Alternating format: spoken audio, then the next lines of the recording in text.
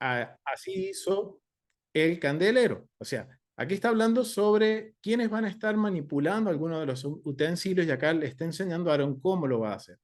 Pero lo más importante lo vamos a ver aquí en el en el versículo 5.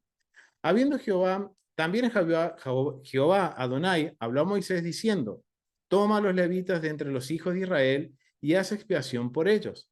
Así harás para expiación por ellos. Rocía sobre ellos el agua de la expiación y haz pasar la navaja sobre todo su cuerpo y lavarán sus vestidos y serán purificados. Luego tomarán un novillo con su ofrenda de flor de harina amasado con aceite y tomarás otro novillo para expiación. Acá vemos que empieza a hablar ahora del tema que nos va a marcar lo que es el precedente legal sobre las escrituras. Que lo que está sucediendo aquí es un acto legal, hay un nombramiento. Y este nombramiento, de acuerdo al contexto de Antiguo Medio Oriente, se hacía a través de rituales. Estos rituales permitían que fuera un acto público y visible ante todas las personas de quién realmente tiene una autoridad o a quién fue nombrada en cierto cargo o autoridad. Y aquí está hablando sobre los levitas. Vemos que al principio, en el capítulo 8, habla sobre Aarón quien enciende las lámparas. Entonces está hablando sobre que el servicio del templo está sujeto ¿a quién? A los sacerdotes, a Aarón y a sus hijos. Pero ahora vamos a ver que se van a nombrar a los levitas como sus ayudantes. Se les va a dar la autoridad para estar ministrando delante del pueblo, junto con Aarón y sus hermanos y sus hijos. Bien, entonces, miren lo interesante. Cuando empezamos a buscar información sobre representa esto, vamos a ver que, miren, acá les voy a leer un comentario que encontré en la Biblia Ilustrada Baker. Es eh, es un muy buen recurso también que habla sobre el comentario un poco resumido, pero hay mucha información nueva que se presenta en este comentario bíblico sobre el contexto cultural. Vamos a ver el versículo 7. El versículo 7 es el que dice, rocíalos con agua de purificación. Pídeles que se afeiten cuerpos enteros y laven sus vestidos. Miren lo que nos menciona el comentarista. Antes de que los levitas pudieran ayudar a los sacerdotes en el santuario sagrado, tenían que ser ritualmente purificados. El agua de purificación es para purificarlos de la contaminación de los cadáveres. Él está asociando esto con Números capítulo 19 y también del 11 al 20. Perdón, 19 del versículo 9 al 20. O sea que aquí, para entender todo esto, tendríamos que adelantarnos un poquito más adelante y hablar sobre lo que eran las aguas de purificación. Pero lo vamos a dejar para verlo cuando nos toque, ¿bien? Pero vemos que las aguas de purificación que se mencionan, de acuerdo a lo que nos dice las escrituras en el versículo 7 del capítulo 8 de Números, nos está hablando de estas aguas de la purificación, de lo que eran las aguas de las cenizas de la vaca roja. ¿Y era por qué? Porque ellos tenían que purificarse de toda contaminación que sea ritual para ser ritualmente puros. Con respecto al requisito de afeitarse como parte de un proceso de consagración, un documento antiguo en acadio de la ciudad de Emar, en la actual Siria, proporciona una descripción extensa del largo proceso de consagración de 9 días involucrado en la instalación de un nuevo sumo sacerdote, perdón, sacerdotisa. Miren cómo ahora el Eterno está haciendo un precedente contracultural.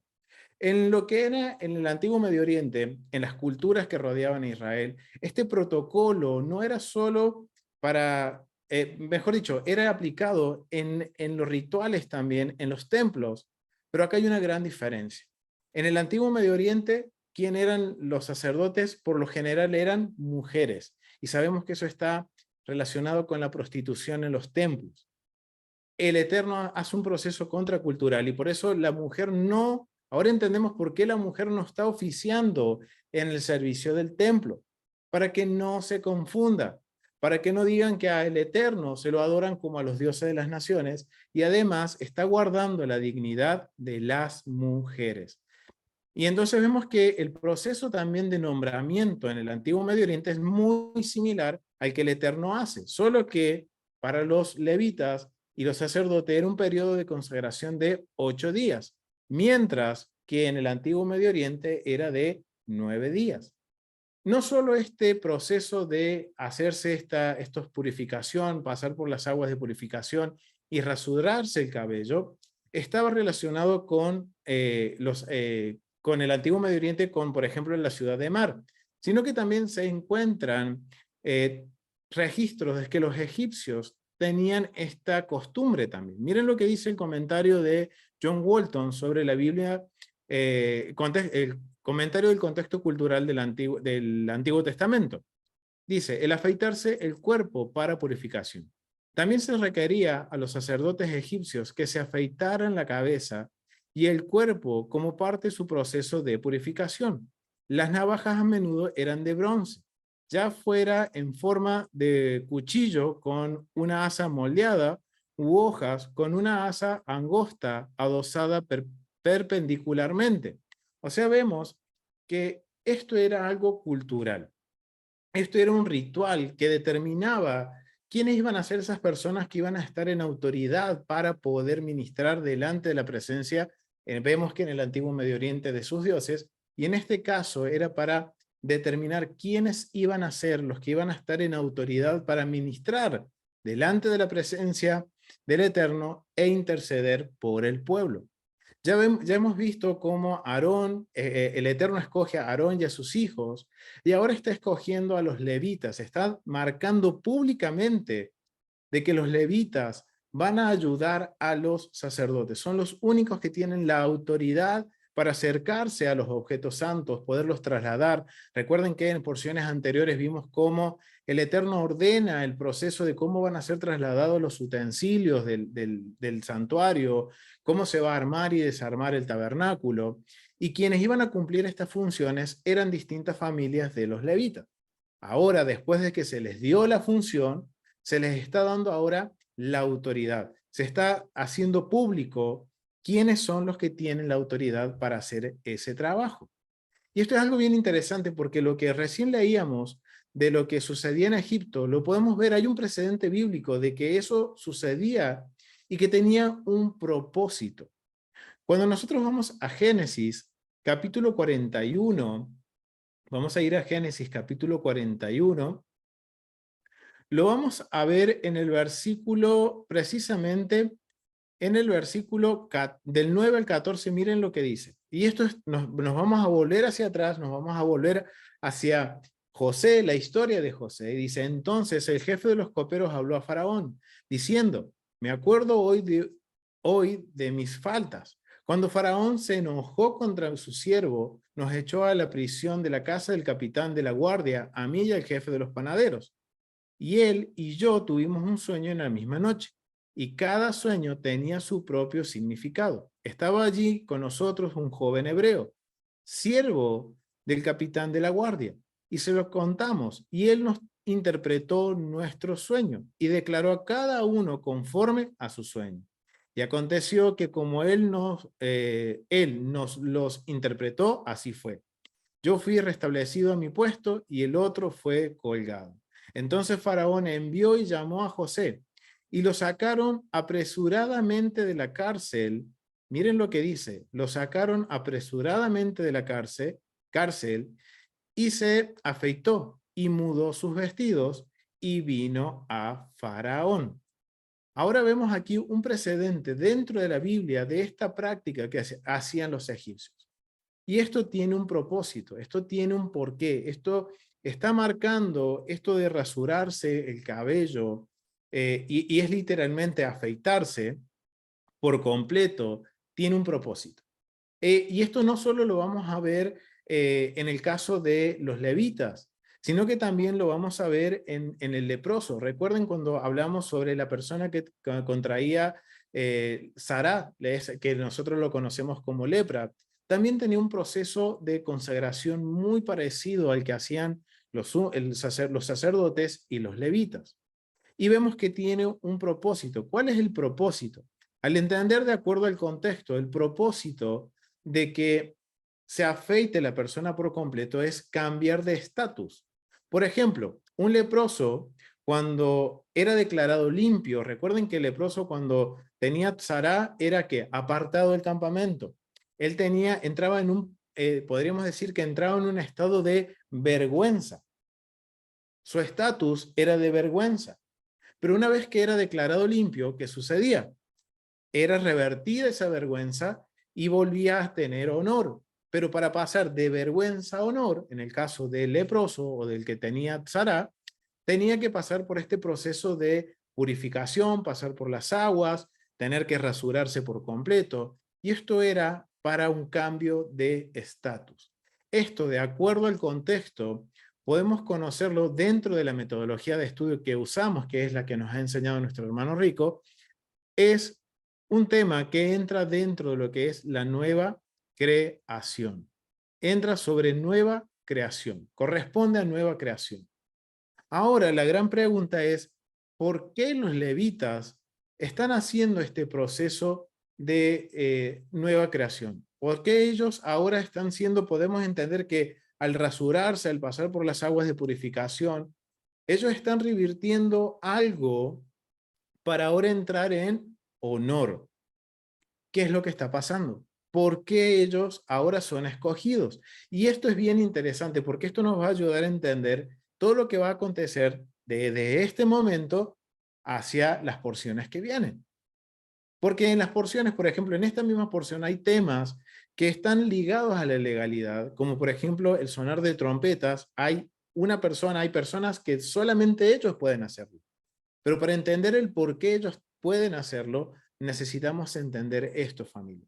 Que se está marcando un precedente acá legal, un precedente en el cual se está dejando claro quiénes son los que tienen la autoridad para ministrar delante de la presencia del Eterno y estar intercediendo por el pueblo. Y en este caso son los levitas. Aquí se está escogiendo a los levitas. Ahora la pregunta, ¿por qué? ¿Por qué se escoge a los levitas? ¿Por qué los levitas están en este, podríamos decir, proceso de nueva creación? ¿Qué están revirtiendo? ¿Cuál es la imagen que había sobre los levitas? ¿Qué es lo que está sucediendo ahora? Bien, esto es bien interesante porque cuando leemos ahora, vamos a adelantarnos un poquito a los versículos de Números capítulo 8 y vamos a leer desde el versículo 14 al 18. Miren lo que dice. Así apartarás a los levitas entre los hijos de Israel. Ahora vemos por qué se están consagrando, porque el Eterno dice, apartarás a los levitas de entre los hijos de Israel y serán míos los levitas. Después de eso vendrán los levitas a ministrar en el tabernáculo de reunión y serán purificados y los ofrecerás en ofrenda, porque eternamente me son dedicados, enteramente me son dedicados a mí los levitas de entre los hijos de Israel, en lugar de todo primer nacido. Los he tomado para mí en lugar de los primogénitos de todos los hijos de Israel, porque mío es todo primogénito de entre los hijos de Israel. Así de hombre como de los animales. Desde el día que yo hería todos los primogénitos de la tierra de Egipto, los santifiqué para mí. Y he tomado a los levitas en lugar de todos los primogénitos de los hijos de Israel. Y yo he dado en don a los levitas a Aarón, o sea, le has dado como un regalo, el don es como un regalo, se los ha dado al servicio de Aarón y a sus hijos de entre los hijos de Israel, para que ejerzan el ministerio de los hijos de Israel, el ministerio de los hijos de Israel en el tabernáculo de reunión y reconcilian a los hijos de Israel, para que no haya plaga en los hijos de Israel al acercarse los hijos de Israel al santuario. O sea, aquí vemos en estos versículos, estamos viendo el por qué el Eterno escoge, por qué ahora dice, levitas, conságrese, hagan este ritual públicamente, para que todos queden en claro de que ustedes, ahora miren lo que dice, ustedes ahora van a ocupar el lugar de los primogénitos de Israel. A partir de este momento, los primogénitos son o la primogenitura le viene a ser como heredad para los levitas. Ahora la pregunta es ¿por qué? ¿Por qué si antes de esto estaba, digamos, la primogenitura, el Eterno dice, yo voy a tomar como primogénito al primer hijo de todo Israel, de todos los hijos de Israel tomaré el primer hijo para que me sirvan, y ahora dicen, no, voy a tomar a los levitas. ¿Por qué? ¿Qué sucedió?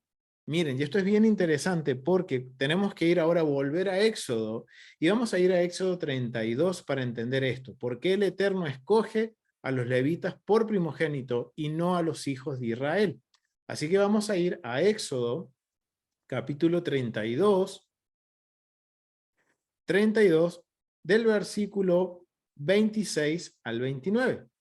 Y recuerden que aquí sucedió que lo del becerro de oro. Miren lo que hizo. Vamos a leer del 25 al 29. Dice, y viendo Moisés que el pueblo estaba desenfrenado porque Aarón le había permitido, y esto recuerden que era el becerro de oro.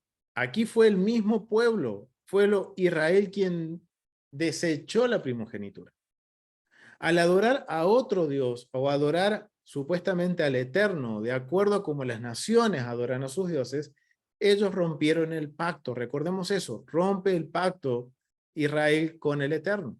Que después vemos que a través de las misericordias juradas, a través de la misericordia que el Eterno tiene por su nombre, por su pacto, y porque Moisés intercede por el pueblo, se renueva este convenio. Pero en este punto el convenio se rompe. Y miren lo que sucede. Dice el versículo 26, se puso Moisés a la puerta del campamento y dijo, ¿quién está por Adonai? Júntese conmigo. Y se juntaron con él todos los hijos de Leví, y él les dijo, así ha dicho Jehová, el Dios de Israel, poned cada uno su espada sobre su muslo, y pasad y volved de puerta a puerta por el campamento, y matad a cada uno a su hermano y a su amigo y a su pariente. Y los hijos de Leví lo hicieron conforme a lo dicho lo hicieron conforme al dicho de Moisés, y cayeron del pueblo en aquel día como 3000 hombres. Entonces Moisés dijo, hoy os habéis consagrado, miren lo que dice Moisés aquí, hoy os habéis consagrado a Adonai, pues cada uno se ha consagrado en su hijo y en su hermano, para que él dé bendición hoy sobre vosotros. Esto es un vocabulario de convenio. Aquí está reconociendo Moisés quiénes son ahora los levitas. ¿Por qué ahora entendemos? Ahora esto nos permite entender por qué ahora el Números capítulo 8, en los versículos 14 en adelante, ahora entendemos el por qué los levitas ahora son considerados como los primogénitos. Acá entendemos cuál fue el punto en el cual ahora el Eterno dice, ok, el pacto se rompió, Israel desechó la primogenitura, fueron ellos mismos quienes la desecharon. Ahora, por este acto de valentía y por defender el nombre del Eterno, el honor del Eterno, los levitas ahora van a ocupar este cargo, van a ser a ellos considerados los primogénitos. Esto es algo bien interesante porque esto nos está ayudando a entender el contexto legal. ¿Por qué ahora los levitas se consagran? Porque ellos se están consagrando. Miren lo que dice el versículo 17, porque mío es todo primogénito de entre los hijos de Israel, así de hombre como de animales. Desde el día que yo hería todo primogénito de la tierra de Egipto, lo santifiqué para mí. Y ese era el propósito original del Eterno. El Eterno, miren, lamentablemente nosotros nos hemos encargado, la humanidad, de descalificarnos, de despreciar lo que el Eterno nos ha dado. Y esto lo podemos trazar desde Génesis, familia, desde Adán y Eva. Fue la humanidad quien se rebeló contra el Eterno, quienes decidimos seguir otros caminos y no lo que el Eterno nos ha ordenado. Y nos hemos ido autoeliminando. Y esto es lo que ha ido sucediendo. Salieron de Egipto y el Eterno dice, ok, ahora todos los primogénitos, los primeros hijos de Israel, van a ser consagrados para mí y ellos van a servirme. Van a servir en mi santuario. Pero después del becerro de oro, el pueblo desecha esa primogenitura y ahora el Eterno, en su inmensa misericordia, buscando siempre restaurar el orden perfecto, ese orden que nos traslada a Génesis capítulo 1, capítulo 2, El Eterno está siempre buscando eso. Y entonces ahora dice, le voy a dar la primogenitura como un estatuto perpetuo a los hijos de Leví. Ahora sabemos por qué. Porque Leví tomó cartas en el asunto y puso orden en el campamento y tuvo que defender el nombre del Eterno. Y por eso vemos que Moisés dice, ustedes ahora se han consagrado y han consagrado el nombre del Eterno para traer bien sobre ustedes. Y recordemos que antes de todo esto, ¿qué había sucedido con Leví? Recuerden que Leví no tenía una buena fama. Tenían famas de asesinos. ¿Por qué? Porque ellos habían, junto con uno de sus hermanos, habían vengado la sangre, digamos, habían vengado a su hermana que había sido profanada. No tenían buena fama los levitas. Ahora entendemos por qué, cuando vemos la metodología, ahora entendemos que hay una restauración, digamos, podemos ver que cambia el estatus de los levitas, de ser los hermanos que cometieron una falta, que cometieron un error por defender a su hermana, por reivindicar el honor de su hermana, de que tenían una percepción de que eran como asesinos, ahora son reivindicados, el Eterno reivindica su honor, les da una responsabilidad, pero también le da honor. Por eso ahora entendemos que hacen podemos entender que hacen este proceso de nueva creación. Porque ahora el Eterno vemos que por la decisión que toma Leví, el Eterno hace un convenio con ellos. Ellos experimentan la justicia y la bondad del Eterno. Es restaurado su honor. Ellos estaban en vergüenza y pasan ahora a tener honor. Ahora ellos pasan a ser una nueva creación, de estar en vergüenza, ahora pasan a ser los que tienen la autoridad, son consagrados como los primogénitos de Israel. O sea que hay una nueva creación en la historia de los Leví, de los hijos de Leví. Pasan del caos al orden y ahora ellos están aptos para ministrar en los espacios sagrados. Miren cómo ahora en esta historia, en lo legal, podemos trazar el camino de la metodología de estudio. Y esto es bien interesante, familia, porque esto nos está marcando el por qué ahora quienes tienen la autoridad en muchas cosas en el servicio del templo. Ahora, esto nos va a ayudar a entender por qué en el capítulo 10 de Números se habla mucho sobre los levitas y cuáles son sus funciones y que solamente ellos pueden hacer esa función. Porque ellos aquí ahora han sido consagrados para el Eterno. Y el Eterno les ha dado este don que los ha puesto a servicio de Aarón y sus hijos para ministrar en el santuario. Miren lo que dice en el versículo 19. Y yo he dado el don al don, los levitas, a Aarón y a sus hijos de entre los hijos de Israel, para que juzguen el ministerio de el ministerio de los hijos de Israel en el tabernáculo de reunión y reconcilian a los hijos de Israel para que no haya plaga en los hijos de Israel, al acercarse los hijos de Israel al santuario. Y Moisés y Aarón y toda la congregación, miren lo que pasa aquí. Y Moisés y Aarón y toda la congregación de los hijos de Israel hicieron con los levitas conforme a todas las cosas que mandó Adonai a Moisés acerca de los levitas, así hicieron con ellos los hijos de Israel. Esto que estamos viendo aquí es algo que nos marca que el pueblo aceptó. El pueblo dio, podemos decir, ellos aceptaron ahora la autoridad que tienen los hijos de Leví. Fue el pueblo que, junto con los hijos de Aarón, que hicieron todo conforme, dice, a lo que mandó a Adonai. O sea que ellos están de acuerdo. Ahora ellos están, más que están de acuerdo, están aceptando la autoridad que Leví ahora recibe entre todos sus hermanos. Y esto lo vamos, miren, vamos a ir a Éxodo capítulo 29, capítulo 29, versículo 9. Y esto es algo que ya lo debemos saber, dice, y les ciñó el cinto a Aarón y a sus hijos, y les atarán las tiras, y tendrán el sacerdocio por derecho perpetuo. Así consagrarás a Aarón y a sus hijos. Ahora vemos que aquí otro precedente legal en donde el sacerdocio es un estatuto, un podríamos decir, como dicen en otras partes, dice un derecho perpetuo para los hijos de Aarón. Si esto aplica para Aarón y sus hijos, y ahora los levitas fueron entregados como un don, como un regalo para que ayuden a Aarón y a sus hijos los levitas, el ministerio de los levitas, las funciones de los levitas son también por un estatuto perpetuo. O sea que nadie puede usurpar la posición de un levita, ni tampoco la posición de un sacerdote. Y esto es bien interesante, familia, porque esto nos ayuda a entender el contexto legal. Por eso ahora todo esto que estamos poniendo como base, como un fundamento, nos va a servir para poder analizar, por ejemplo, el capítulo 9, el capítulo 10 de Números, y así sucesivamente hasta terminar las porciones en el libro de Deuteronomio, en donde vamos a ver mucho presente este tema de lo que es el contexto legal de la Biblia.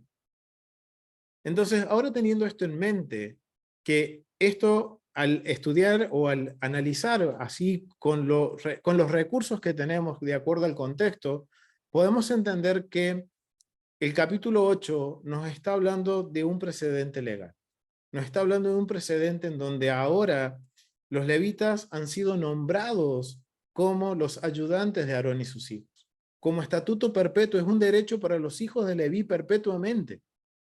Y que el pueblo acepta esto, así como aceptó y como ellos tuvieron que, sí, aceptarlo, como aceptaron a Aarón y a sus hijos. Ellos no pueden, ahora Israel no va a ocupar el lugar de primogénito. Y esto es algo que nos tiene que hacer pensar, familia, mucho. Porque muchas veces entendemos que, no, Efraín son los primogénitos. Sí, hasta cierto punto ellos fueron considerados los primogénitos.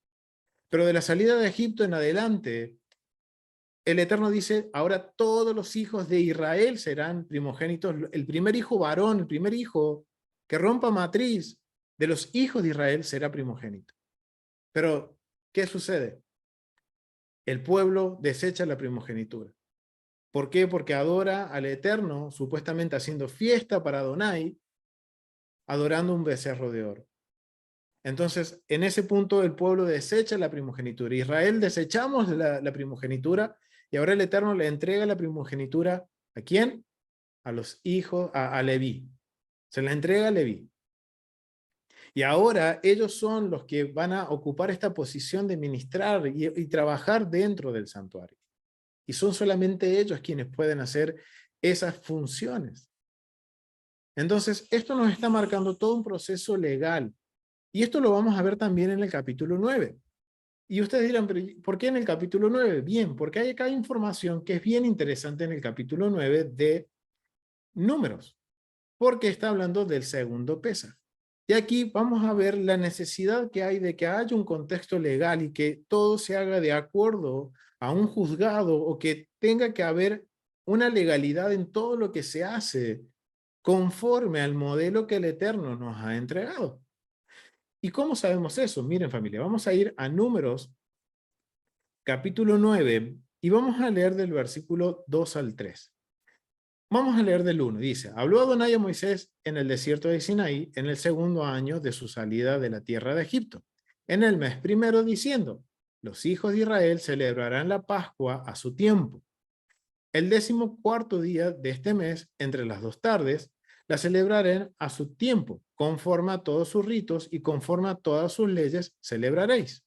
Y habló Moisés a los hijos de Israel para que celebren la Pascua. Celebrarán la Pascua en el mes primero, a los 14 días del mes, entre las 2 tardes, en el desierto de Sinaí, conforme a todas las cosas que mandó Adonai a Moisés. Así hicieron los hijos de Israel. ¿Pero qué pasó? Pero hubo algunos que estaban inmundos a causa de muerte y no pudieron celebrar la Pascua aquel día y vinieron delante de Moisés y delante de Aarón aquel día. Y les dijeron a aquellos hombres, nosotros estamos inmundos, vinieron delante de Moisés y delante de Aarón aquel día. Y le dijeron a aquellos hombres, nosotros estamos inmundos por causa de muerte. ¿Por qué seremos impedidos de ofrecer ofrenda a Adonai a su tiempo entre los hijos de Israel? Y Moisés les respondió, esperad y oiré lo que ordene Adonai acerca de vosotros.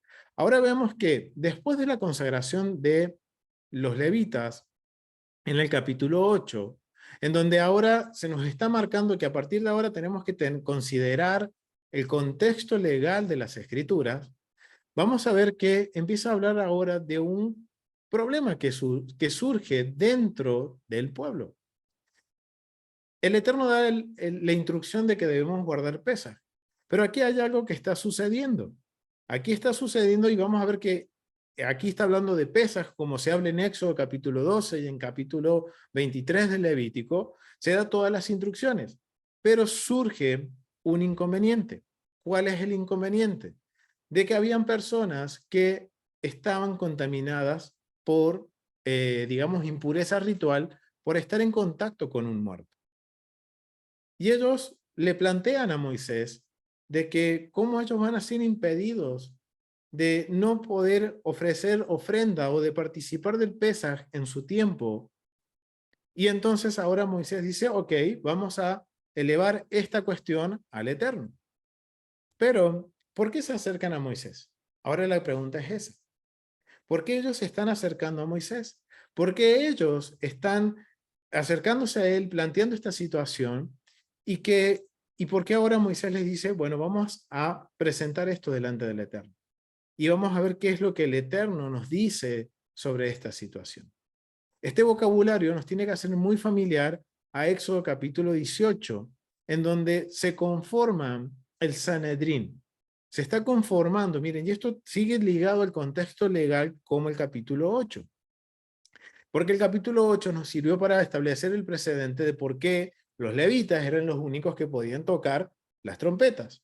Ahora dentro de esto, en el medio, surge este inconveniente y nos enseña que hay un proceso legal por el cual hay que dirimir todas estas interpretaciones o cómo se iba a aplicar el mandamiento. Y aquí está surgiendo que, ok, vamos a celebrar Pesaj, pero estas personas estaban contaminadas por muerte. Era una impureza ritual, por lo cual ellos no podían acercarse al templo y presentar, en este caso al tabernáculo, y presentar su ofrenda de Pesaj, el corbán de Pesaj. Y uno dice, ¿por qué? ¿Por qué sucede esto? Recuerden que puede ser muy posible que estos varones eran aquellos que cargaban los huesos de José cuando salieron de Egipto. Y ellos estaban en contacto con la muerte. Ellos no estaban fuera del campamento, sino que recuerden que el campamento en la porción anterior vimos que estaba dividido en distintos sectores.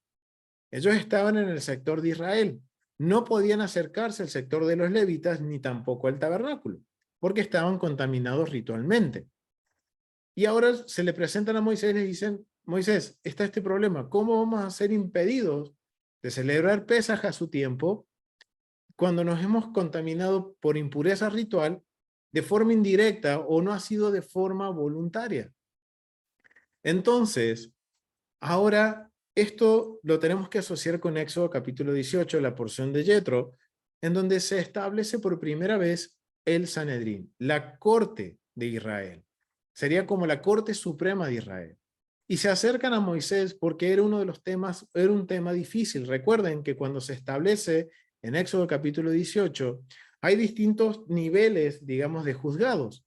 Unos que van a juzgar los casos menores, otros los de, digamos, dificultad media, y los que no tengan solución o sean muy complicados, esos eran los que se presentaban delante de Moisés. Y justamente este es el caso en donde se presentan delante de Moisés en un caso que es bastante complicado, porque tiene que ver con qué, con la festividad, una de las más importantes, que es Pesaj. Por eso se acercan a Moisés. Y esto nos está marcando la necesidad de que exista también un cuerpo judicial que intervenga en asuntos legales dentro de Israel. Y miren la resolución que se obtiene, que es lo que nos menciona la Biblia. Vamos a ir al versículo 10 en adelante. Vamos a leer del 9. Y Adonai habló a Moisés diciendo, habla a los hijos de Israel diciendo, cualquiera de vosotros o de vuestros descendientes que estuviera inmundo por causa de muerte o estuviera de viaje lejos, celebrará la Pascua a Adonai. En el mes segundo, a los 14 días del mes, entre las 2 tardes, la celebrarán con panes sin levadura y hierbas amargas, la comerán. O sea, van a hacer lo mismo que se hace el 14 de Aviv, lo van a hacer también a los 14 días del segundo mes en el mes de Iyar. En el mes segundo, a los 14 días del mes, entre las 2 tardes, lo celebrarán igual, con panes sin levaduras, hierbas amargas la comerán. No dejarán del animal sacrificado por la mañana, ni quebrarán huesos de él. Conforme a todos los ritos de la Pascua lo celebrarán. O sea, van a hacer lo mismo que se hace en la Pascua, pero al mes siguiente. Mas el que estuviera limpio y no estuviera de viaje, si dejara de celebrar la Pascua, la tal persona será cortada entre su pueblo, por cuanto no ofreció a su tiempo la ofrenda a Adonai. El tal hombre llevará su pecado. Y si morare con vosotros extranjeros y celebrare la Pascua a Adonai conforme al rito de la Pascua y conforme a sus leyes, la celebrará, un mismo rito tendréis, tanto el extranjero como el natural de la tierra. O sea, miren, aquí se está dando una interpretación legal de acuerdo al, si tenemos en mente el contexto de Éxodo capítulo 18, de acuerdo a la Corte Suprema de Israel. Este era un caso difícil que se presenta delante de Moisés. ¿Cuál es la resolución? La resolución es de que se haga esto. Bien, aquellos que se contaminaron por muerte, esta es la resolución. El que estuvo contaminado por muerte o estuviera de viaje puede celebrar la Pascua en el segundo mes. Pero aquel que no lo hizo, porque no quiso, como dice aquí en el versículo 13, más el que estuviera limpio, o sea, cumpliera con todas las condiciones y no estuviera de viaje, no presenta la ofrenda de Pascua, decide no hacerlo, ese hombre, dijera la pastora, frito ley, muere. Tiene que morir porque es rebelión ante el Eterno. Pero si hay un extranjero que cumple con todos los requisitos de acuerdo a las leyes de la Pascua, y eso lo vamos a ver en Éxodo capítulo 12, todas las leyes que inciden o que están dentro de la celebración de Pesach, si un extranjero cumple con todo eso, se une al pacto, entonces es la misma ley tanto para el extranjero como para el natural. Es el mismo rito, tiene que hacer exactamente lo mismo, ¿bien? Esto nos muestra de la necesidad de que tenga que haber un Sanedrín, que tenga que haber una Corte Suprema, que tenga que haber un grupo de personas que diriman todos estos casos a nivel legal y den una interpretación. Pero ahora es bien interesante porque, miren, y este vocabulario de aquí es el que nos da esa pauta de que es necesario que se presente esto ante un tribunal y que los jueces de Israel den la interpretación a cómo se va a aplicar estas leyes. Cuando se considera que una persona es inmunda por contacto de muerte, y la principal, miren esto de acá, estuviera de viaje lejos. Y para poder entender esto, ¿qué tenemos que hacer? Ir a otros recursos, como por ejemplo Targueas Mibot, y ver el mandamiento que aplica sobre el versículo 10, y también lo que nos menciona la Mishnah sobre este tema. Entonces, familia, vamos a seguir descubriendo un poquito sobre este tema. Vamos a la fiesta de la Pascua. Miren, este es un comentario que se encuentra en la Biblia Tras las huellas del Mesías por Kev Thompson, que habla sobre el segundo Pesaj y me pareció muy interesante. Justamente del versículo 6 al 11 dice la festividad de la Pascua y los inmundos. Aquí los israelitas celebraron de nuevo la Pascua como festividad instituida. Se vieron frente a un grave problema. Si alguien se contaminaba, en este caso de manera no intencional, ¿cómo debía cumplir el mandato de observar la fiesta? Moisés le plantea el dilema a Dios y la solución consistía en celebrar la Pascua un mes más tarde para los inmundos, o sea, para los que se habían contaminado ritualmente, que no pudieron conmemorarla con el resto de la comunidad. Lo que no queda claro es si la festividad podría retardarse indefinidamente si volvía a surgir una impureza no deliberada. Este pasaje también va dirigido a los que estaban de viaje e iba destinado a los que tenían que recorrer largas distancias para adorar en el templo, cuando esto se centralizaba en Jerusalén. O sea, miren acá lo que está sucediendo. Acá Kev Donson, el comentarista, nos menciona que él está entendiendo que aquí es porque surge un problema, que esto ahora tiene que haber una interpretación, tiene que haber una, podríamos decir, tiene que haber una norma para determinar quiénes son los que van a estar de viaje o quiénes son los que se consideran que están de viaje lejos, y que si, por ejemplo, alguien contraía una impureza ritual justamente el 14 de Iyar, ¿qué sucede con esa persona? Entonces esto es la pauta que nos da de que se necesitaba que hubiera un tribunal, que ahora el pueblo tuviera que estar atento y que el pueblo tuviera que obedecer la interpretación que el Sanedrín daba sobre estos temas. Y el Gran Sanedrín, que en donde podríamos decir estaba conformado por Moisés en este punto, era el presidente del Gran Sanedrín, eran los que dirimían todos estos puntos complicados que tenían que ver con las fiestas, que tenían que ver con los tiempos señalados del inicio del mes. O sea, ellos se enfocaban en todos estos casos difíciles, podríamos decir. Por eso Moisés dice, vamos a presentarlo delante del Eterno. ¿Bien?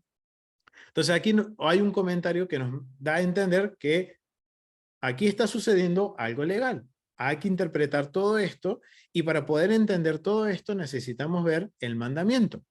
El mandamiento es el 380, que es un mandamiento performativo, que es justamente en el versículo 11. Dice, en el mes segundo, el día 14avo, hacia la tarde prepararlo. O sea, era el mandamiento de que aquel que no pudo, como dicen las escrituras recién leíamos, por una cuestión de impureza ritual o que está de viaje lejos, y miren, en este punto están todos en el desierto. Ahora entienden los sabios que esto de estar de viaje en lejos va a aplicar cuando estuviera el templo ya levantado, en donde Jerusalén sería el centro de peregrinaje en las festividades. Entonces miren lo que dice, la esencia del mandamiento es un misbot para aquellas personas que no pudieron traer el Corbán de Pesaj, el 14 de Nisan, traerán un mes después el 14 de Iyar. Las leyes, ¿quiénes?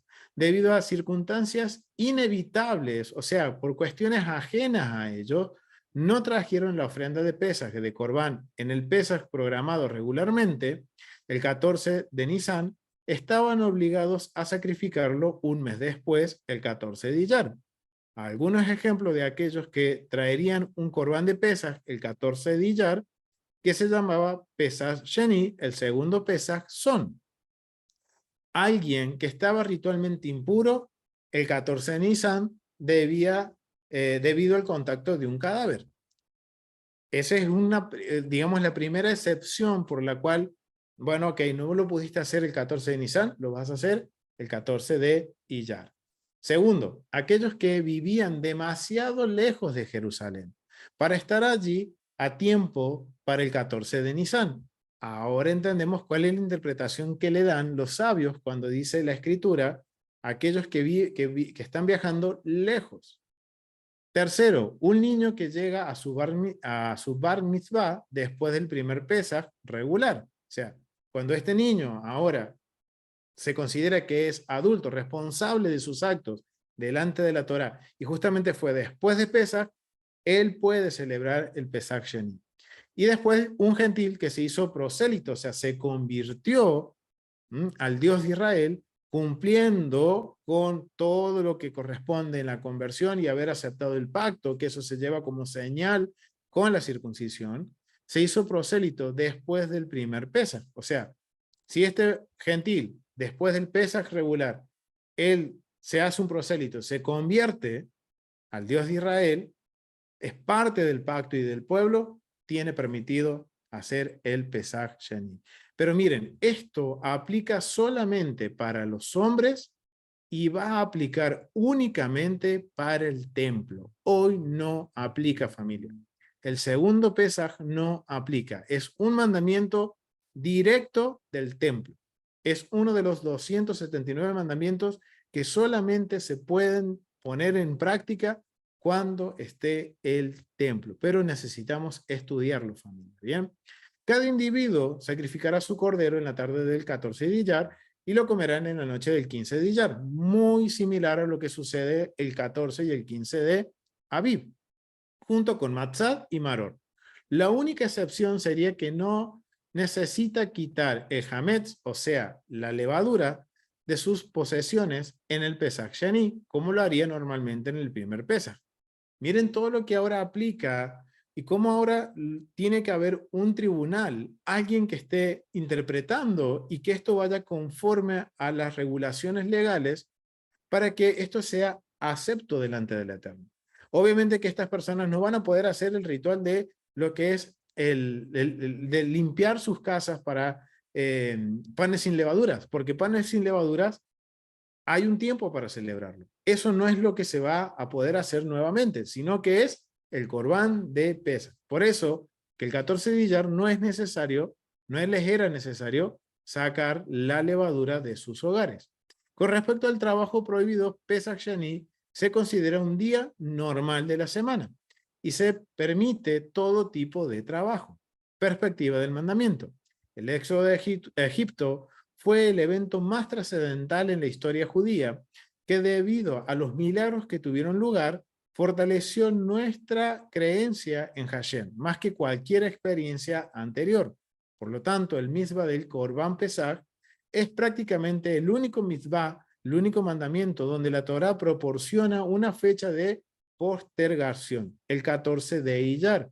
Y esto cuando estudiamos la fiesta, los tiempos señalados del Eterno, vemos que es la única festividad, el único, mejor dicho, la única ofrenda que se le da una segunda oportunidad a aquellos que no pudieron participar del primer Pesaj, para que todos y cada uno de los judíos participen en la experiencia espiritual y emocional especial que acompaña la misma de el Corbán de Pesaj, la ofrenda de Pesaj.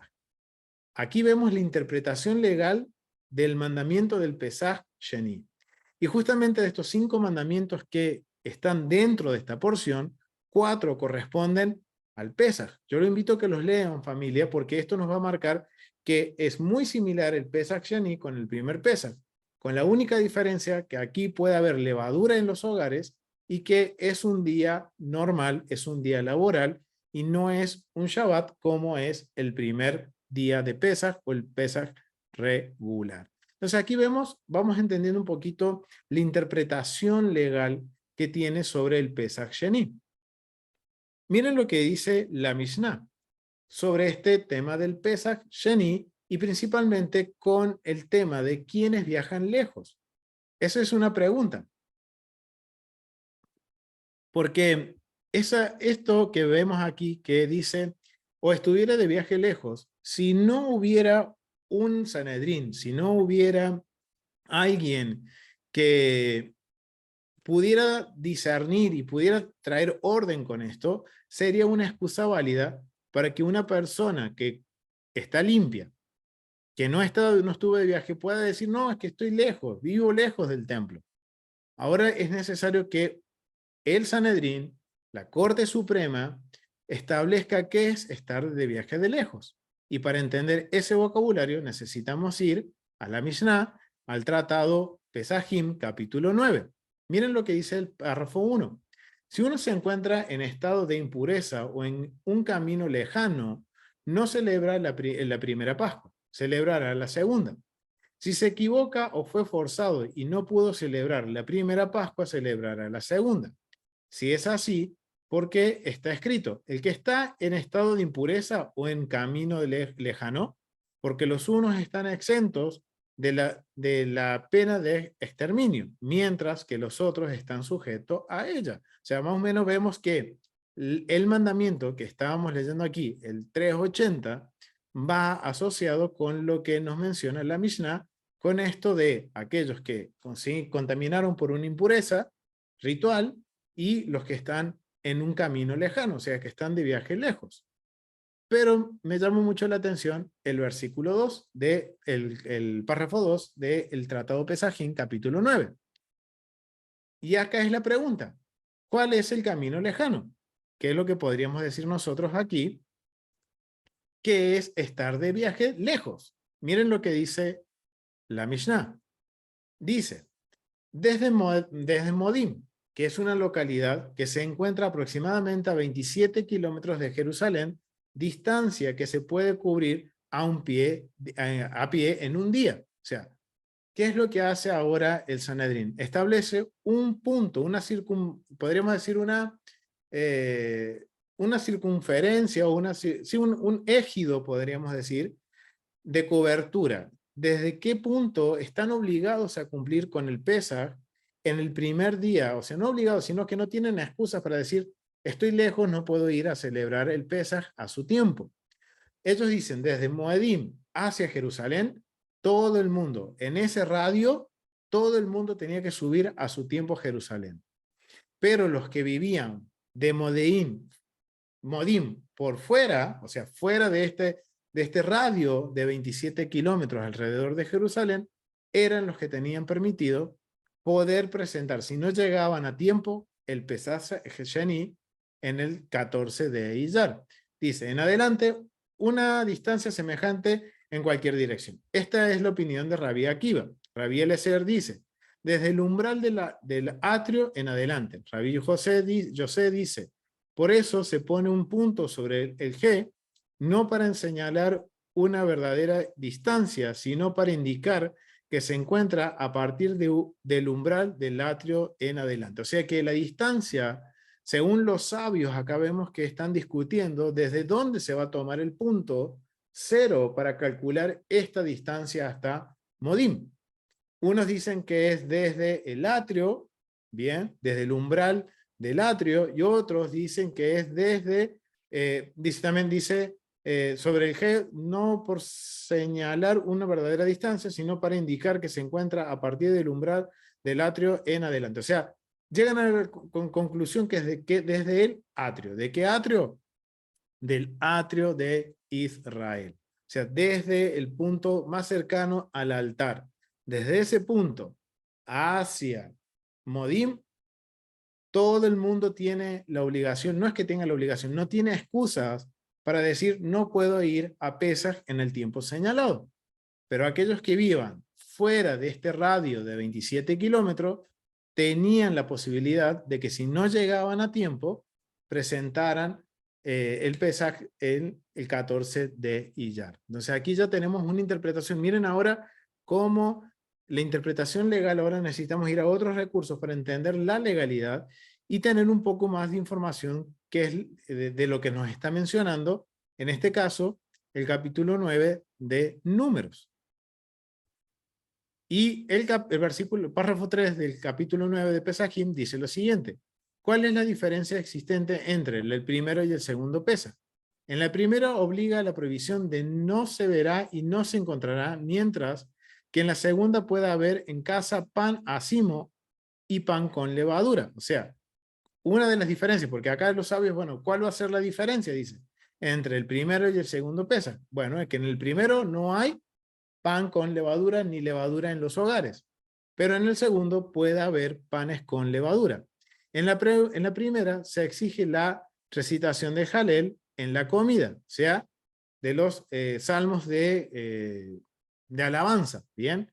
Que son los salmos que van desde el 113 al 118. Mientras que en la segunda no se es necesario. Por tanto, en una como en otra se recita el Jalel durante la celebración. En ambas se come el cordero asado acompañado con panacimo, hierbas amargas y desplazan al sábado. O sea, acá está hablando sobre las diferencias y qué es lo que van a hacer similar. O sea, ¿qué están diciendo los sabios? Ok, en el primer Pesaj no va a haber pan sin levadura y se tiene que hacer el Hagadá, o sea, la ceremonia y comer el cordero de Pesaj, con el pan acimo, con las hierbas amargas, o sea, se tiene que cumplir todo ese ceder y toda la jagada. y que aparte el primer Pesaj va a ser un día de Shabbat. Pero el segundo Pesaj tiene que cumplir con la Haggadah, con toda la ceremonia, comer el cordero de Pesaj, con hierbas amargas y panes hacimos, pero puede haber panes con levadura o puede haber levadura dentro del hogar porque ya pasó a la fiesta de panes sin levadura. Y aparte, se desplaza el sábado, o sea que el 14 de Iyar no es un Shabbat, no es un día especial, sino que es la segunda oportunidad que se les da a los israelitas para que aquel que no pudo cumplir con el primer Pesaj pueda cumplirlo en el segundo Pesaj, el 14 de Iyar, al mes siguiente. Entonces vemos que en estos 4 capítulos hay mucha carga legal. Y ahora la pregunta sería, ¿y esto cómo nos va a ayudar a entender algunos acontecimientos del Nuevo Testamento? Hemos visto hasta aquí que hay un precedente legal en donde los levitas ahora son nombrados públicamente como los primogénitos. El Eterno los escoge, les da el derecho de la primogenitura a los levitas.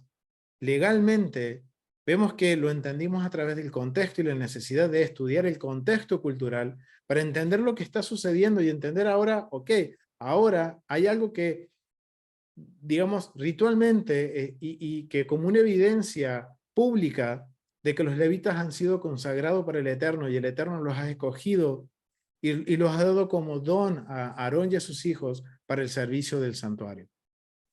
Pero no solo eso, sino que también ahora vemos que la necesidad de que exista una corte, que exista un poder judicial, un lugar en donde se puedan dirimir toda esta interpretación de los mandamientos, de cómo se van a aplicar, quiénes van a estar exentos, quiénes no están exentos, para que haya un orden. Es necesario que exista todo esto dentro de una comunidad, dentro de un pueblo tiene que existir todo esto. Nadie puede hacer las cosas como uno quiere. Y ahora vemos la necesidad de que exista todo esto a nivel legal. Y ahora la gran pregunta, ¿y esto cómo aplica en el Nuevo Testamento? Miren, esto es bien interesante porque cuando nosotros vamos a Mateo capítulo 8, vamos a ir a Mateo capítulo 8, vamos a ver algo que sucede con Yeshua. Vamos a Mateo capítulo 8, del versículo 1 al 4, y dice, cuando descendió Yeshua del monte, lo seguía mucha gente, y aquí vino un leproso, y se postró ante él, diciendo, Señor, si quieres puedes limpiarme. Yeshua extendió la mano y lo tocó, diciendo, quiero, sé limpio. Y al instante su lepra desapareció. Entonces Yeshua le dijo, mira, no le digas a nadie, sino ve y muéstrate al sacerdote, y presenta la ofrenda que ordenó Moisés para testimonio a ellos.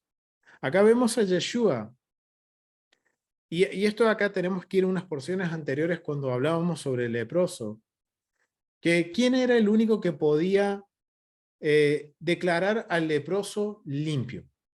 ¿Quién era, familia? Era el sacerdote. Ellos tenían la autoridad para declarar a una persona limpia o impura por el tzará o la lepra. Yeshua, acá vemos un ejemplo. Ahora al tener la base que marcamos principalmente en el capítulo 8 y capítulo 9 de esta porción, nos ayuda a entender que Yeshua no está pasando sobre la autoridad del sacerdote. En este caso, él no está yendo sobre la autoridad de los sacerdotes. Él está respetando. Él dice, sí, yo quiero que seas limpio, pero una vez que esta persona quedó limpio, ¿qué tenía que hacer? Ir y presentarse delante del sacerdote. Y si el sacerdote lo declaraba limpio, él estaba limpio públicamente y podía ser reivindicado su honor y podía ser restaurado a la sociedad. Pero si no cumplía con este procedimiento de que el sacerdote lo declarara limpio, por más que Yeshua lo hubiera limpiado y lo sanó, porque vemos que lo sanó, pero si Yeshua lo declara limpio, legalmente esta persona aún está impura, aún estaría viviendo fuera del campamento, porque hay un proceso, hay un protocolo por el cual hay que pasar y que tiene que ser de forma legal. Y no solo es la única vez que vamos a ver que Yeshua está respetando el orden legal, la autoridad de los sacerdotes, únicamente, sino que también la autoridad del Sanedrín. Porque justamente en el capítulo 9 hablamos de la necesidad de un Sanedrín, de un juzgado. Yeshua, para cerrar, vamos a ir a Juan, capítulo 8. Juan, capítulo 8, versículo 1 al 11, vemos el caso de la mujer adúltera. Y dice, y Yeshua fue al monte de los olivos, y por la mañana volvió al templo, y todo el pueblo vino a él, y sentado él les enseñaba. Entonces los escribas y los fariseos le trajeron una mujer sorprendida en adulterio, y poniéndola en medio, le dijeron, Maestro, esta mujer ha sido sorprendida en el acto mismo del adulterio. Y en la ley nos manda Moisés apedrear a tales mujeres. Tú, pues, ¿qué dices? Mas esto decían tentándole para poder acusarle. Pero Yeshua, inclinándose hacia el suelo, escribía en tierra con el dedo. Y como insistieron en preguntarle, se enderezó y les dijo, el que de vosotros esté sin pecado, sea el primero en arrojar la piedra contra ella. Inclinándose de nuevo hacia el suelo, siguió escribiendo en la tierra. Pero ellos, al oír esto, acusados por su conciencia, salían uno a uno, comenzando desde el más viejo hasta los postreros, y quedó solo Yeshua y la mujer que estaba en medio. Enderezándose Yeshua, y no viendo a nadie, sino a la mujer, le dijo, Mujer, ¿dónde están los que te acusan? Ninguno te condena. Ella dijo, Ninguno, Señor. Entonces Yeshua le dijo, Ni yo te condeno, vete y no peques más. Ahora, para entender esto, familia, necesitamos ir a Levíticos capítulo 20, en donde se habla sobre todo lo que tiene que ver con el adulterio y las leyes que aplican sobre el adulterio. Y al tener en contexto lo que dice Levíticos capítulo 20, y también lo que ahora está aconteciendo con Yeshua, vemos que Yeshua no está pasando sobre la autoridad del Sanedrín, sino que él está haciendo cumplir, él está diciendo, hagan muchachos, así parafraseando, hagan conforme a lo que Moisés enseña. Llévenla al tribunal, no me la traigan a mí. Aparte, si nosotros ahora conocemos la ley del adulterio, para que la mujer sea condenada, tiene que estar el hombre también. Pero resulta que solamente le presentaron a la mujer y no al hombre. Y ellos están diciendo, la hemos agarrado en el acto mismo. Entonces ellos conocen quién es el hombre. O sea, vemos que Yeshua está actuando conforme a la legalidad. Él no podía dar un juicio, emitir una condena, porque él no era parte del Sanedrín. Y esto quizás es un poquito difícil de entender, pero sí, familia, Yeshua es el Mesías, es el Hijo de Dios, pero legalmente él no era parte del Sanedrín. Y quienes tenían que condenar a esta mujer, si estuvo en adulterio y con testigos y todo, ¿era quién? En la Corte Suprema.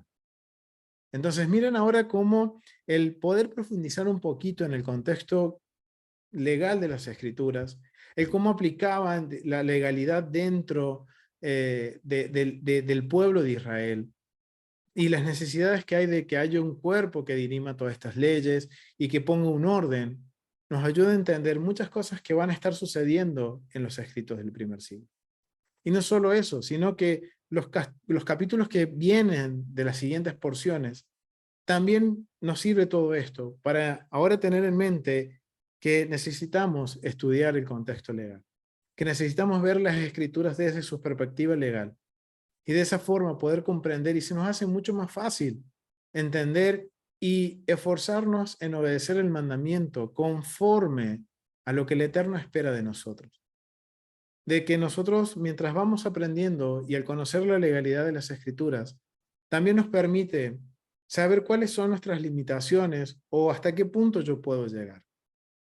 Y poder acercarme lo más próximo posible en poner por obra el mandamiento, de acuerdo a lo que se estableció, de acuerdo al Sanedrín, de acuerdo a los sabios de Israel, como ellos entienden el mandamiento. Y ahora nos ayuda a entender también por qué ellos piensan de esa forma y por qué nuestros hermanos mayores muchas veces hacen cosas que quizás nosotros decimos, no, pero hoy puede ser cualquiera. No, ellos lo hacen porque entienden el mandamiento. Ahora nos toca a nosotros, familia, entender el mandamiento, entender el contexto legal de las Escrituras, y eso nos va a ayudar también a que podamos ser un testimonio de los mandamientos del Eterno en nuestras vidas. Y no estar haciendo cosas que no nos corresponden, sino que hagamos todo conforme al mandamiento. Hagamos todo conforme a lo que el Eterno ha estipulado y que podamos poco a poquito, acercándonos más al modelo original que el Eterno quiere que seamos. Y como modelo lo tenemos a Yeshua. Tenemos que ser imitadores de Yeshua. Si Yeshua no usurpó el lugar de los sacerdotes, él no tomó decisiones que los sacerdotes tenían que tomar. Si Yeshua no hizo cosas que el Sanedrín tenía que decidir o tenía que en este caso tenía que condenar. Si Yeshua no lo hizo, ¿quiénes somos nosotros para hoy ocupar el puesto del Sanedrín o de los sacerdotes o de los levitas? ¿Quiénes somos? Algo que tenemos que meditar, familia. Y esto, mientras más vamos estudiando y poniendo en contexto las Escrituras, es algo que nos va a ir haciendo de hacer las cosas de la forma correcta, en el momento correcto, como dice nuestro hermano y maestro Rafi González. Así que, familia, ha sido un gusto poder compartir esta pequeña porción, este pequeño tema de la porción. Hay mucho para seguir aprendiendo. Los invito a que puedan seguir aprendiendo y que sigamos aprendiendo juntos sobre el contexto y los mandamientos. Así que, familia, muchísimas gracias por acompañarnos. Shalom, nos vemos en el próximo estudio.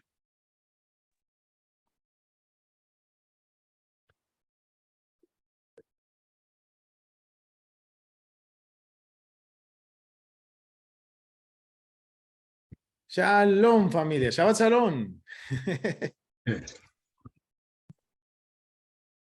Saludos, mi hermano. Gracias por la tremenda enseñanza. La hermana Ofelia Lidia dice, entonces el transportar el sarcófago de José lo hacía impuro aunque no lo tocaran. ¿Cómo lo transportarían? ¿En una carreta? Dice, bueno, no se menciona nada de eso. Los que murieron durante la travesía por el desierto serían enterrados ahí después, ya nadie regresó a recoger huesos seguramente. Wow, buena pregunta. La verdad es que, bueno, mucho, como vemos, no se nos dice mucho cómo lo transportaron. Sí nos dice de que se llevaron los huesos. Obviamente, ahora cuando nosotros conocemos todo lo que tiene que ver con la contaminación por muerte, sí, se contaminaron. Estaban contaminados ritualmente.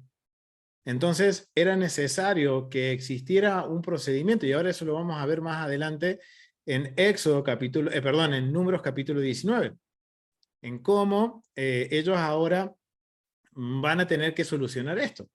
Y sí, por trasladar esos huesos, entran en contaminación ritual, entran en esa contaminación. También ella dice, los que celebraban el Pesach Sheni también tenían que comer el cordero dentro de Jerusalén en el recinto del templo, como el primero.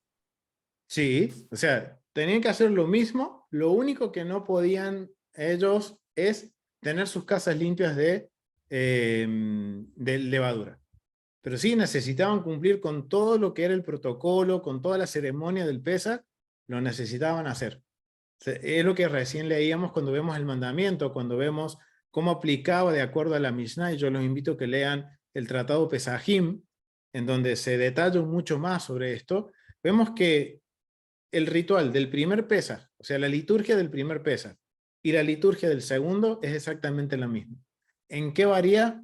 En que en una se promulgaba un día de reposo, en el segundo Pesaj no. En el primer día, en el Pesaj regular, no había levadura en los hogares y no se comía pan, no había pan con levadura en las casas. En el segundo Pesaj podía haber levadura, pero tenían que comer pan sin levadura junto con el cordero. O sea que hay algunas similitudes, lo que ceremonialmente se hace igual y tenían que ir a Jerusalén, tenían que subir a Jerusalén. Por eso ahora entendemos que dice aquellos que estaban lejos, que no llegaron a tiempo, podían presentarlo en Jerusalén el 14 de Iyar. Dice Hermana Verónica, en el caso de mujer adúltera, ¿entra la sotá? No, porque la sotá viene a ser como una mujer sospechada de adulterio. Bien, la ley sotá es para la mujer sospechada de adulterio. Que si después es descubierta que estuvo en adulterio, bueno, sí, hay una condenación y ahí aplicarían las leyes del adulterio. La mujer moría. Y el hombre que con el que también, según dicen los sabios, también moría al beber las aguas amargas. Pero lo que es la sotá aplica para la mujer sospechada, la que el marido tiene sospechas. En cambio, la ley de la mujer en adulterio o del adulterio es para cuando el hombre y la mujer son descubiertos. Se sabe quién es el hombre y quién es la mujer, y hay testigos de que ellos estaban en adulterio. Entonces ahí aplica Levíticos capítulo 20. Dice también ella, Ofelia Lidia, los de Pesa Chení no guardaban la semana de pan sin levadura, aunque hubieran panes con levadura en sus casas o no estuvieran obligados a limpiar su hogar. Bien, o sea, para panes sin levadura sí. Eso aplica no solo en Jerusalén, sino fuera de Jerusalén también. Lo que sí están exentos es para cuando llega el 14 de Iyar, ahí sí, ellos no, es indistinto, no pueden celebrar dos veces panes sin levadura, sino que el 14 de Iyar, solamente ese día comen pan sin levadura y puede haber levadura en los hogares. No hacen de vuelta la semana de panes sin levadura el 14 de Iyar. Rosario Vos dice, en la segunda pesa no se festejaba panes sin levadura. Sí. No. El segundo Pesaj no. El 14 de Iyar no. Panes sin levadura es, empieza el 15 de Aviv y dura 7 días. Vemos que cuando leíamos recién en el mandamiento, nos decía de que es la única festividad que, o sea, no festividad, sino que es el único tiempo señalado. El Pesaj no es una fiesta, la fiesta es panes sin levaduras. El tiempo señalado del cordero de Pesaj, de la ofrenda de Pesaj, es es el único de los tiempos señalados que se le da una segunda oportunidad. O sea que lo único que se podía hacer el 14 de Iyar era el ir, presentar el cordero y hacer el Hagadá. Comer el cordero con la familia, ya sea porque estuve con contaminación por contacto con un muerto o porque vivía fuera de los 27 kilómetros que el Sanedrín habían estipulado para que subieran sí o sí a Jerusalén en el tiempo correcto. Entonces, no se celebraba panes sin levadura el 14 de Iyar, sino simplemente la ofrenda de Pesaj, nada más. Dice Verónica Ríos, Salmo 113 al 118, ¿aplican para ambos Pesachs? Sí, porque es parte de lo que es la liturgia, es parte del Haggadah. Aplican para los dos. Es más, en todas las festividades, porque son salmos de alegría, salmos Halel, o sea, de alabanza. Entonces aplican. Hermano Franklin.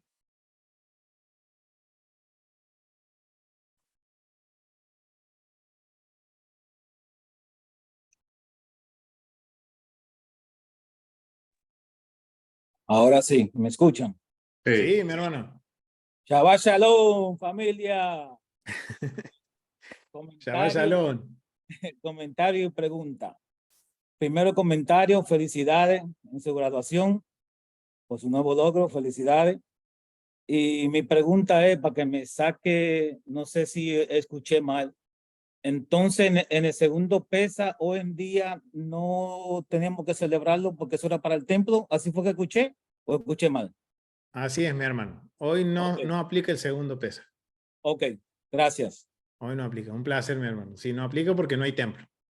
Ok, Shabbat Shalom. Shabbat Shalom. Rosario dice, y los que no llegaban para Pesach, ¿cómo hacían con la fiesta de panes ácimos? Bueno, muy buena pregunta. Si ellos estaban viajando, no llegaban para el 14 de Aviv, pero llegaban el 15, podían observarla en Jerusalén a la fiesta de panes sin levadura. Que después, el 14 de Iyar, tenían que presentar el Corbán de Pesaj.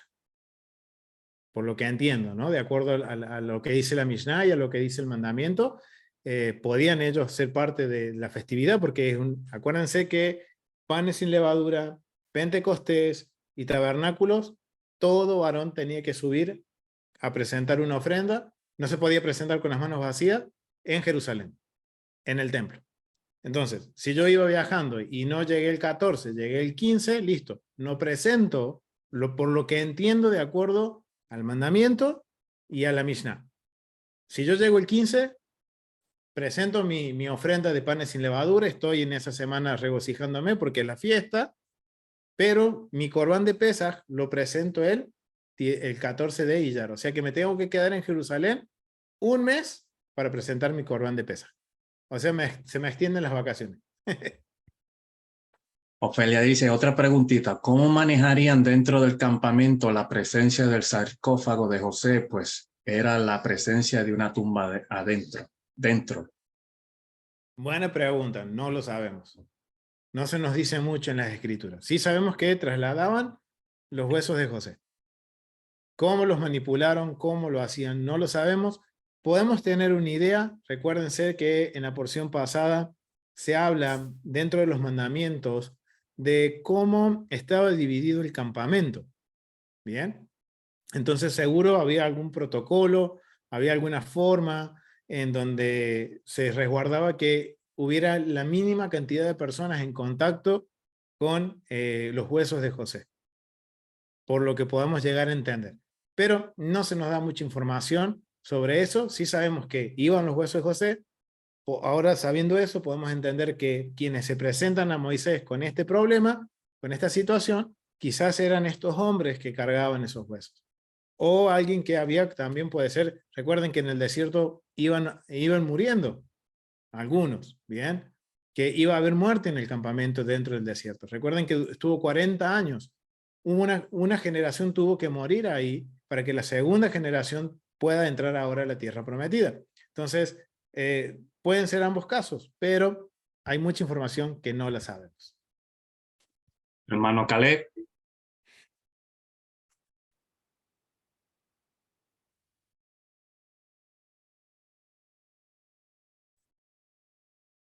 Caleb.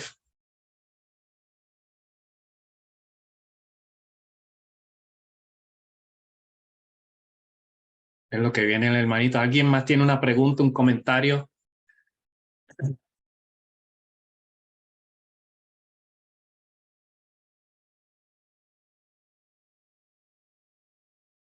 Hermano Caleb. Ok. Shalom, Ahora. pastor. Shalom, mi hermano. Perdón, me disculpo si de pronto estoy en un error. No sé si fue un comentario o es un pasaje bíblico donde dice que cuando hay un muerto en el campamento o en la tienda, inclusive las vasijas se contaminan y el agua. Entonces, creo que es muy lógico que esa es una respuesta, pero quisiera igualmente saber si es un comentario o, o si realmente estoy en lo cierto que hay un pasaje bíblico que habla ahí.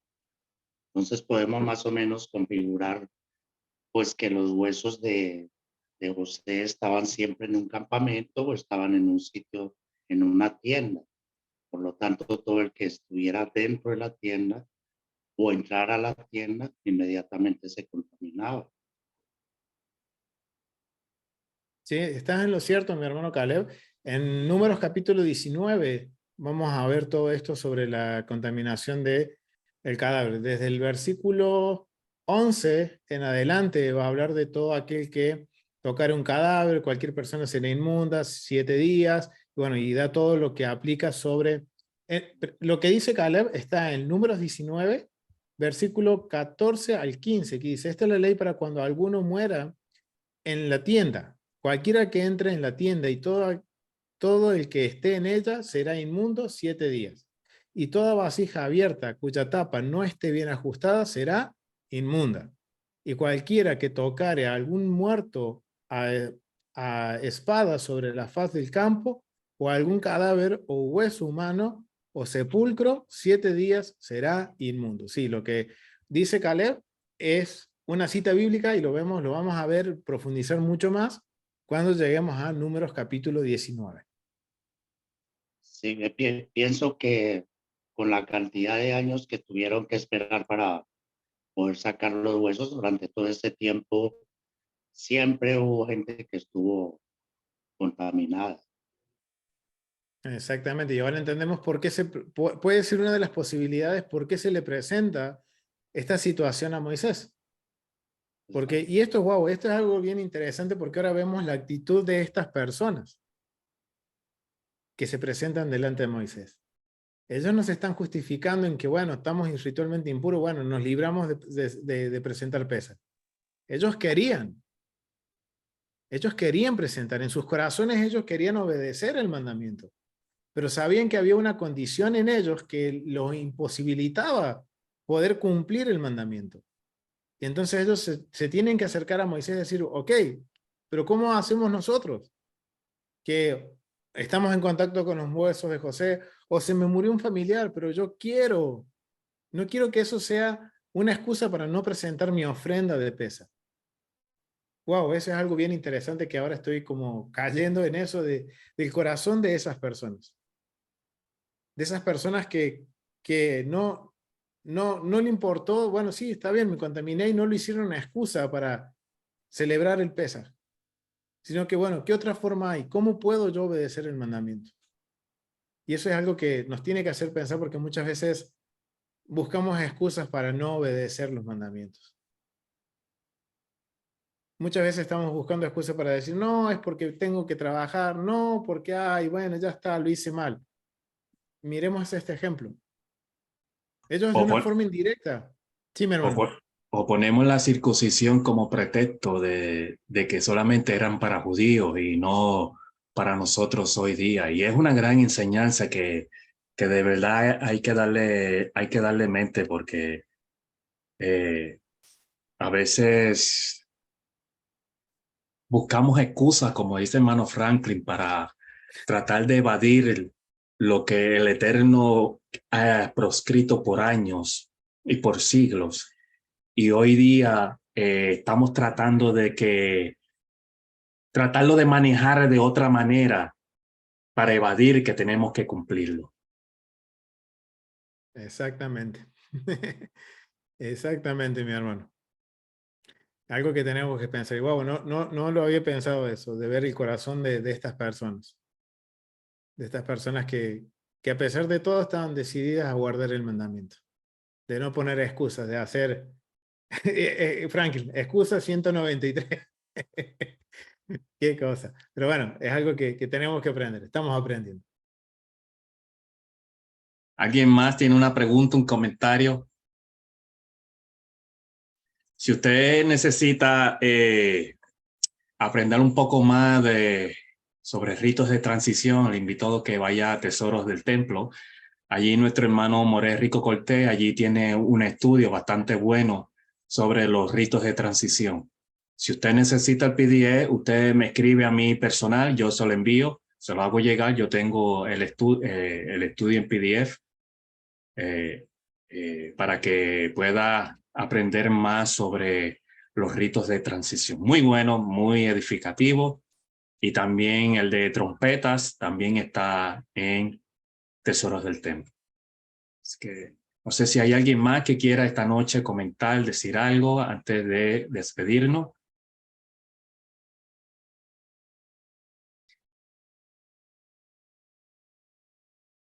Recordando, familia, quiero dar gracias primeramente al pastor Augusto por haber estado con nosotros y por haber dicho que sí eh, en el estudio. Muchas gracias. Que el Eterno les bendiga, les cuide, les guarde y que el Eterno les siga abriendo puertas. Sé que nuestro hermano ya prontito va para la tierra. El regalo que le ha hecho el Eterno es una gran bendición. Amén. Así que estamos contentos por lo que el Eterno está haciendo con nuestro hermano Pastor Augusto, su familia, esposa Jenny, y también a través de la emisora Radio Yeshua Ner también Argentina. están siendo de gran bendición. Así que mis amados, apoye esta emisora, apoye a nuestro hermano, suscríbase a su canal, a La Biblia en su contexto, allí en YouTube.